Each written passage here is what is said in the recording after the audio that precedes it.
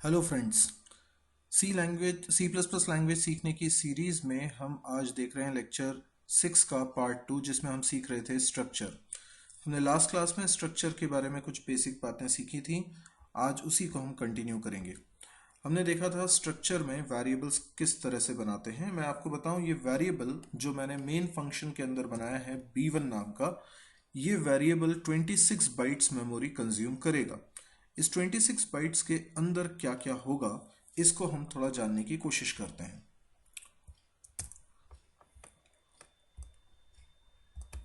तो 26 बाइट के इस ब्लॉक के अंदर होंगे एक्चुअल में तीन चीज़ें।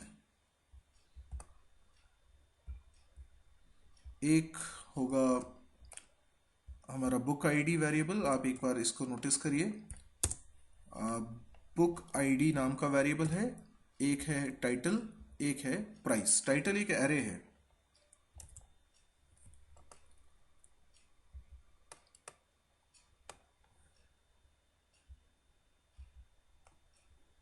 ओके, सो यहाँ पर हमने एक वेरिएबल बना लिया है।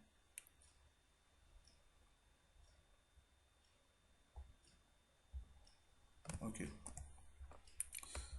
सो this whole thing is known as b1।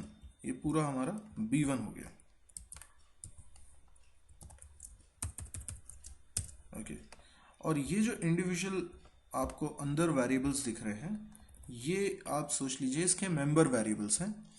और इन मेंबर वेरिएबल्स के भी अपने कुछ नाम हैं जो हमने वहाँ पे सेट किए हुए थे। जैसे एक नाम है book ID.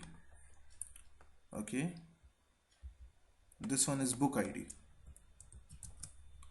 and this is title array and this one is price.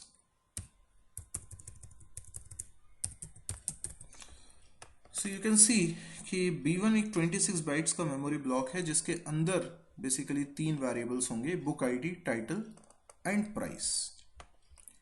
ये जो वेरिएबल हमने बनाया है b1, ये b1 लोकल वेरिएबल है, मेन फंक्शन के अंदर बनाया। अगर हम चाहें तो ग्लोबल डिक्लेरेशन भी कर सकते हैं। जैसे हमने लिखा बुक b2, तो ये b2 नाम का जो वेरिएबल बना है ये भी 26 बाइट्स मेमोरी कंज्यूम करेगा, लेकिन ये वेरिएबल ग्लोबल वेरिएबल है। इसको पूरे प्रोग्राम में कहीं भी यूज किया जा सकता है। इनफैक्ट आप ये b2 दूसरे तरीके से भी बना सकते थे। आप यहाँ पर जहाँ स्ट्रक्चर डिफाइन कर रहे हैं वहीं पर b2 लिखकर सेमीकोलन लगा दें, यानी जहाँ स्ट्रक्चर की बॉडी एंड हो रही है कर्ली ब्रैकेट लगा है, ठीक उसी के बाद आपने लिखा b2 और सेमीकोलन, तो ये b2 कहलाएगा वेरिएबल बुक टाइप का, जो कि ग्लोबल लोकेशन पे बना है, इसलिए ग्लोबल वेरिएबल है। तो ये तो हमने देखा कि वेरिएबल्स डिक्लेरेशन कैसे होता है, लेकिन अब अपन देखते हैं कि वेरिएबल्स को डिक्लेयर करते वक्त कैसे इनिशियलाइज करते हैं। तो जैसे b1 वेरिएबल हमने बनाया है अंदर, अगर मैं इसको इनिशियलाइज करना चाहता हूँ तो बिल्कुल एरे की तरह ही इसको इनिशियलाइज करना होगा। आपको इसके अंदर उसी ऑर्डर में वैल्यूज लिखनी होंगी जिस ऑर्डर में b1 के अंदर वेरिएबल्स, मेंबर वेरिएबल्स मौजूद हैं, जो कि स्ट्रक्चर डिफाइन करते हुए डिसाइड हुआ था। स्ट्रक्चर जब डिफाइन किया था तो आप देख सकते हैं कि पहले बुक आईडी है, फिर टाइटल है, फिर प्राइस है। तो पहली वैल्यू बुक आईडी में जाएगी, लेट्स से 100। दूसरी वैल्यू मैंने लिखा C++ बाय सौरभ। तो ये एक स्ट्रिंग है जो असाइन हो जाएगी टाइटल नाम के एरे में। तीसरा पैरामीटर 450.0, ये बेसिकली आपका प्राइस है। तो इस तरीके से हम वेरिएबल को डिक्लेयर करते वक्त इनिशियलाइज कर सकते हैं। आई होप यहाँ तक आपको सारी चीज़ें क्लियर हुई होंगी। अब हम देखते हैं कि इस b1 को अगर मुझे इनिशियलाइज करना होता आफ्टर डिक्लेरेशन तो कैसे करता। मैं एक डिफरेंट वेरिएबल बना लेता हूँ, बुक b2, और मैं चाहता हूँ कि जैसे b1 में वैल्यूज हमने इनिशियलाइज करी हैं ड्यूरिंग डिक्लेरेशन, b2 में भी वैल्यूज इनिशियलाइज करें। b2 को भी ठीक वैसी मेमोरी मिलेगी जैसे b1 को मिली थी, यानी ये जो पूरा हमने b1 बनाया था बिल्कुल ऐसी ही मेमोरी b2 को भी मिलेगी। एक और वेरिएबल बन गया जिसका नाम है b2। ओके, तो मेमोरी में बुक आईडी वेरिएबल अलग है, B1 के अंदर, B2 के अंदर अलग है, तो तीनों मेंबर्स B1 के अलग हैं, B2 के अलग हैं। ओके, तो ये B2 वेरिएबल के अंदर मुझे वैल्यूज पहुंचानी है, क्या करूं? तो मैंने लिखा बुक आईडी असाइन 101।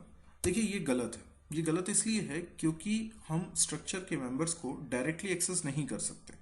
अगर हम उन्हें एक्सेस करेंगे तो हमें पहले पूरे ग्रुप का नाम भी लिखना होगा। यानी कैसे पता चलेगा कि बुक आईडी B1 वाला है या B2 वाला है?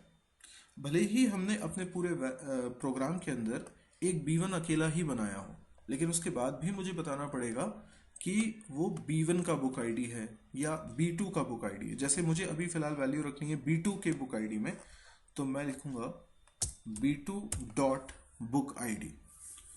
ओके, तो B2 डॉट बुक आईडी के अंदर 10 बनाया। तो डॉट क्या है? एक ऑपरेटर है। आपने डॉट के पहले लिखा है वेरिएबल का नाम, दैट इज B2, डॉट के बाद उसके मेंबर वेरिएबल का नाम लिखा। तो ये नोटेशन, ये सिंटेक्स से आपको फैमिलियर होना होगा स्ट्रक्चर के अंदर। वैसे ये सी लैंग्वेज में आपने ये चीज़ें पढ़ी होंगी। इसके बाद मुझे टाइटल के अंदर वैल्यू असाइन करनी है, तो क्या लिखूं? B2 dot title assign C++ made easy. Okay, this is wrong, ये गलत लिखा है। ये गलत क्यों लिखा है? क्योंकि आपने असाइनमेंट के लेफ्ट साइड पे लिखा है B2 डॉट टाइटल, जिसका मतलब है आप एरे का नाम लिख रहे हैं। एरे का नाम भर लिखना, टाइटल एक एरे, एरे का नाम भर लिखना उसके पहले ब्लॉक के एड्रेस को रिप्रेजेंट करता है, और एड्रेस एक कांस्टेंट है। असाइनमेंट के लेफ्ट हैंड साइड पे कांस्टेंट कभी नहीं आ सकता, वो एरर दे रहा है, L वैल्यू रिक्वायर्ड एरर। ये एरर ना आए इसके लिए आपको ध्यान होना चाहिए कि कोई स्ट्रिंग किसी कैरेक्टर एरे में असाइन कैसे की जाती है। इसके लिए हम एक फंक्शन यूज करते हैं strcpy। तो हम लिखते हैं strcpy, ये एक फंक्शन है जिसमें पहला आर्ग्यूमेंट हो जाएगा B2 डॉट टाइटल यानी एड्रेस एरे का, दूसरा हमने स्ट्रिंग पास कर दी। तो इस तरीके से इस फंक्शन में, वो स्ट्रिंग कॉपी फंक्शन की स्पेलिंग गलत है, स्ट्रिंग कॉपी CPY।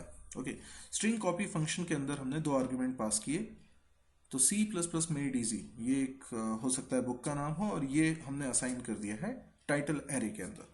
इसी तरीके से तीसरा B2 डॉट प्राइस, इसके अंदर मैंने असाइन कर दिया 300 रुपीज। ओके, तो इस तरीके से तीनों वैल्यूज इनिशियलाइज हो गई। तो हमने देखा किस तरीके से ड्यूरिंग डिक्लेरेशन हम इनिशियलाइज कर सकते थे, किस तरीके से हम आफ्टर डिक्लेरेशन भी वेरिएबल्स में, मेंबर वेरिएबल्स में वैल्यूज रख सकते हैं।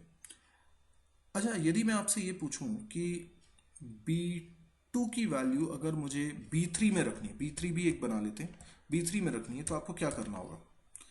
एक तरीका तो ये हो सकता है कि आप एक एक स्टेप लिखें। जैसे आप लिखें, आप समझ गए, B3 के अंदर हम B2 की वैल्यू रख रहे हैं। B2 की वैल्यू, जैसे B2 की ID की वैल्यू मुझे रखनी है, तो B3 dot book ID assign B2 dot book ID, है ना?